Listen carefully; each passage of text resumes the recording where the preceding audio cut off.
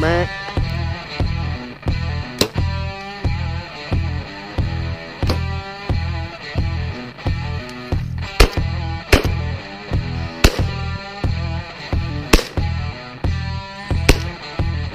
Got him. There we go. First dove of the season. That's not bad. 2 squirrels at the same time.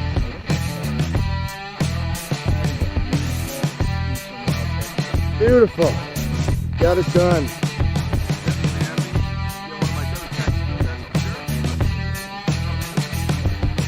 He ain't bad. Oh, he's not bad.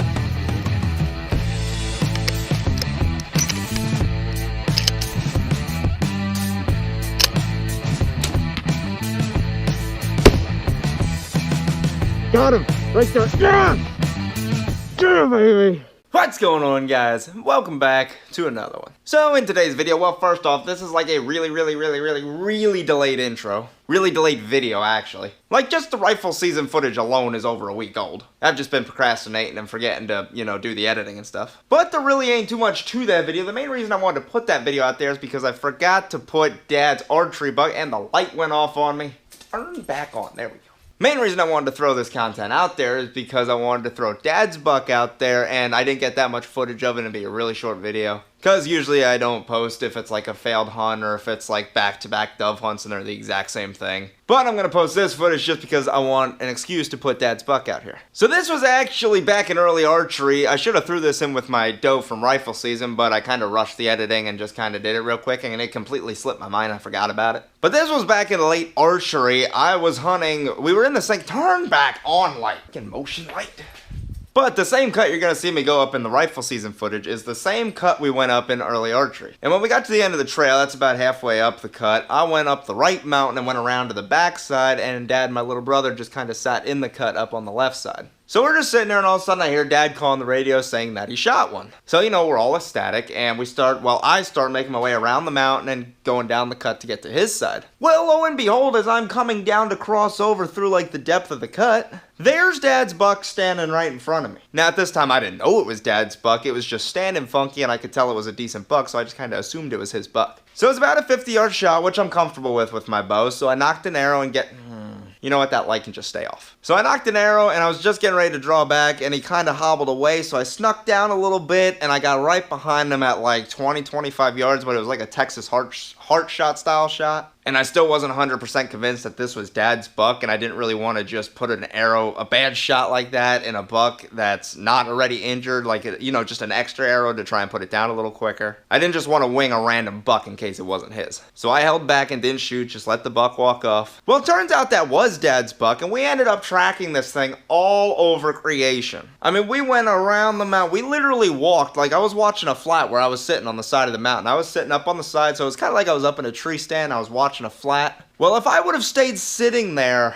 that buck would have literally ran exactly where I wanted deer to run. Like, the blood trail literally ran exactly where I wanted deer to run. So that was kind of funny, but we kept following this deer, and we kept seeing him once in a while. He would stop and then walk again, but he was bleeding pretty good. So then we keep pushing, and we get to the ledge, and we see him down over the ledge, and we sit there and we wait. We waited for a while, and then he got up and started walking again. So at this point, we're actually pretty low on the mountain, like down close to the valley. So we get to an old logging road that goes up the mountain and goes all over the top of the mountain and everything. And the buck crosses there. Now, just at that point, after how many yards of tracking, almost a mile of tracking, somewhere around there. I can't remember off the top of my head, it's been a while. Either way, it was a long ways. It was like over an hour we're tracking this deer in the dark, and it just now stopped bleeding as it crossed the logging road and went over the edge. So we decided to back out for the night and just go back to the camp. Next morning, our mission is to find this deer. So me, Dad, and my girlfriend head back up that logging road right to where we left off, and we could see the leaves from where he scattered down through. And we follow this trail, and sure enough, lo and behold, we found where he bedded up, and I looked down, and I seen like leaf marks like he was stumbling, and sure enough, I look at a fallen log, and there he is, laying right there. Turns out it was actually a pretty decent shot. It was just a tick back, like one of the blades of the broadhead actually did slice the heart, but he mainly penetrated through the liver and the stomach. So it was a guaranteed kill shot. We just kept pushing that deer first of all, which kept the adrenaline going, which kept the blood pumping and everything. But as soon as we stopped and that deer could relax and lay down, that's when internal bleeding set in and everything. And then, you know, he probably tried to get up, got lightheaded, and that was where the stumbling came in, and then boof, right by the log he went. It's by no means a perfect shot, and no hunter wants to make a, you know, a wing shot like that, but we were extremely thankful to find the deer and that the deer did not go to waste. Theoretically speaking, obviously other critters and animals would have a free meal then, but in terms of wasting, you know, a shot, you know what I mean. So anyway, I didn't get much footage of it because we were kind of celebrating and having a good time and everything, but I did get some footage of that hunt, and I'll throw all the footage I got in this video right now. All right, guys, well, Dad's talking. So Dad shot one yesterday, and we tracked it for a while. It wasn't the best shot. We came down over the side, and right up there on the trails where we left it for the night. We got back on the trail. Not a lot of blood down through here, but we followed it, and Dad here found a bed right here. We weren't seeing much blood. And then we seen down here that it looks like he was stumbling and everything. And then I looked down the mountain, and he's literally laying right there. Good job. Give me a hug, old man. Oh, thank you for helping. No problem. Thanks. Look at that. Beautiful. Oh boy, he's been dead for quite a while. There you go. Look how long these are. That one ain't, but an 8-pointer. Well, he's super stiff, but found where the shot was. A little bit low in back, got stomach, but nonetheless, beautiful 8-point buck on the ground.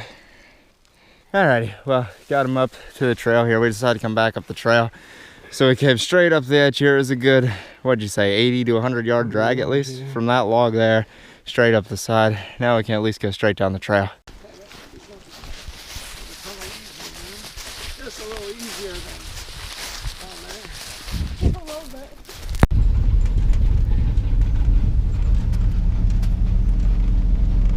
So yeah, that was a pretty fun, memorable hunt. We all got to have a little piece of the pie there. We all got to help in some way, shape, or form. We all got to like engage in the hunt. Besides, you know, even Mom, she was back at the camp, and she was like a cheerleader. She was hyping everybody up and everything. Dad's actually getting a shoulder mount of that buck done. Obviously, we didn't get that back yet. It's only been a couple weeks, but we're excited to get that back. So yeah, all in all, good hunt. So now moving forward to the other content in this video, this was actually the second week of rifle, obviously, if you guys don't remember. In the first week of rifle, I filled my doe tag for up there, the 2G doe tag, so I already had that filled, so I was mainly just going after buck. So yeah, I'll throw all the footage I got from that hunt in the video right now. Alright guys, so it's currently Saturday, December 9th right now. So just went ahead, climbed up the side right here, standing on the trail right now. So today is the last day of rifle. So today's the last day of rifle season, and I think the plan's gonna be is I'm gonna walk this trail. This trail goes about halfway up the cut, and then I'll just climb the rest of the way up the cut. That's a pretty easy hike.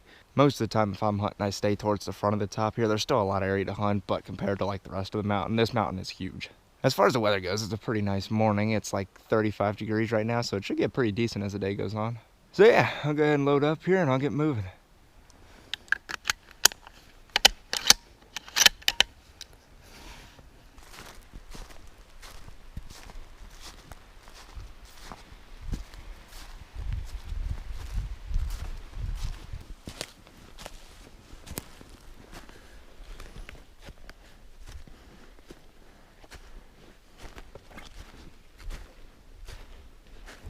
Alright guys, so just about made it to the top of the cut. The top of the cut's right there. It starts flattening out after that point. Sitting at my normal break spot on this log up on the big rock, watching down into the cut. On a slightly different note though, you know like when it's a certain season and it doesn't feel like the season, it feels like a different season? That's what it feels like right now. Like it feels like spring. Like I'm not wearing gloves, my hands are perfectly warm. It's probably easily like 45 degrees. Birds are chirping, sun's coming out. So yeah, it don't feel like winter at all. But the logging road's about 170 yards over in that direction. Technically it wraps all the way around this cut here, but I'm gonna walk in that direction.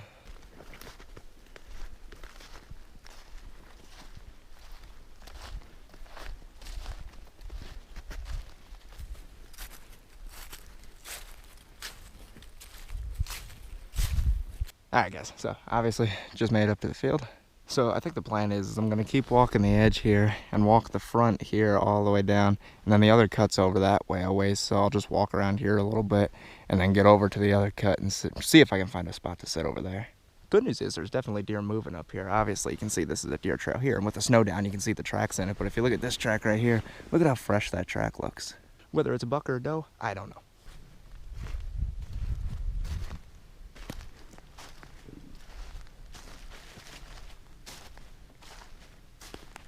Alright guys, well, one thing led to another, and I'm back here at the Big Rock.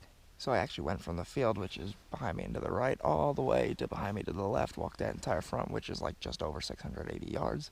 Got over to the other cut, actually got down into it a little bit, but there was like a lot of new growth, a lot of saplings everywhere. I couldn't see far at all.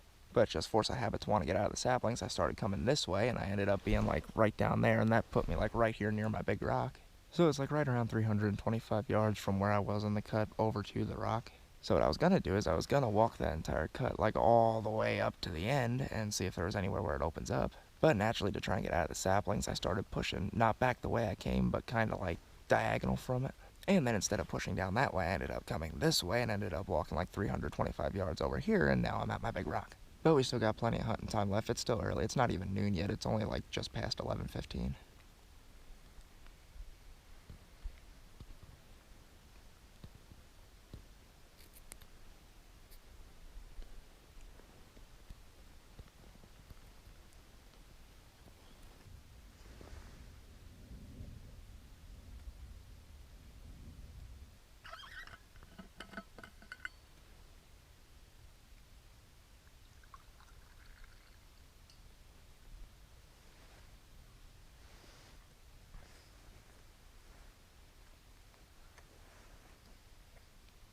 Alrighty guys, well, it's just about 3:45 right now.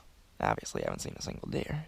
So I think what I'm going to do is I'm going to walk back behind me here, go back to the field, walk back down that logging road a little bit, and go back to the top of that cut that I came up. And then just sit there till I'm ready to leave. Also, I feel like it's going to start raining here any minute. It got like really dark, and it did start raining a little bit, like very light, but it didn't like downpour. So yeah, let's see if I can get lucky in the last little bit of the day. Well, I still didn't find no deer, but I did find this really nice buck rub right here on this pine tree. It'd be really nice if I could find the buck that actually made the rub.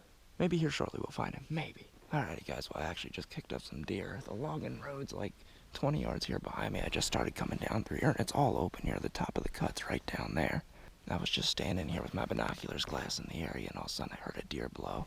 And two of them took off that way and went all the way over there, but there's one down in here somewhere. I'm not sure if they were buck or doe or what they were. I mean, that's the way I'm going, so I might see them again, but they're spooked now, so they're probably going to be on high alert. Like I said, I don't even know if one of them was a buck. I just seen two tails going that way and heard one running down here in front of me. So anyway, that's going to be about it for that portion of the video. I know that was kind of boring. We didn't really see anything. I didn't even get the good zoom camera out, the 70x zoom, and record like a squirrel in a tree or not, or did I? I can't remember. Either way, there wasn't much to the video, which is why I really don't post much on this channel. Do I have a lot of successful hunts? Yeah, I go out, you know, there's like times I go out dove hunting like multiple times a week. You know, before I'd go dove hunting like every day. But a lot of times I'm hunting the exact same area, shooting between like 1 and 5 birds, you know, in the exact same, you know, the videos would just look the same. And then obviously if I don't shoot nothing, you know, I ain't gonna post every single deer fail I have like this one, you know, because that would just get old, not seeing a single, you know, kill shot or anything like that. Maybe I'm wrong. Maybe that is enjoyable to watch. I don't know. But me personally, I'd rather watch a successful hunt, or at least a hunt where I'm seeing deer and can at least like sit back and watch deer and maybe record them a little bit, get a little more content in there. It just sucks going out like barely seeing any deer. But certain areas you hunt, you know, you're going to have that, and certain areas you're not, you know, depending where you hunt. But that is going to be it for today's video. Hopefully you guys did enjoy this one, and until next time, I'll see you guys later.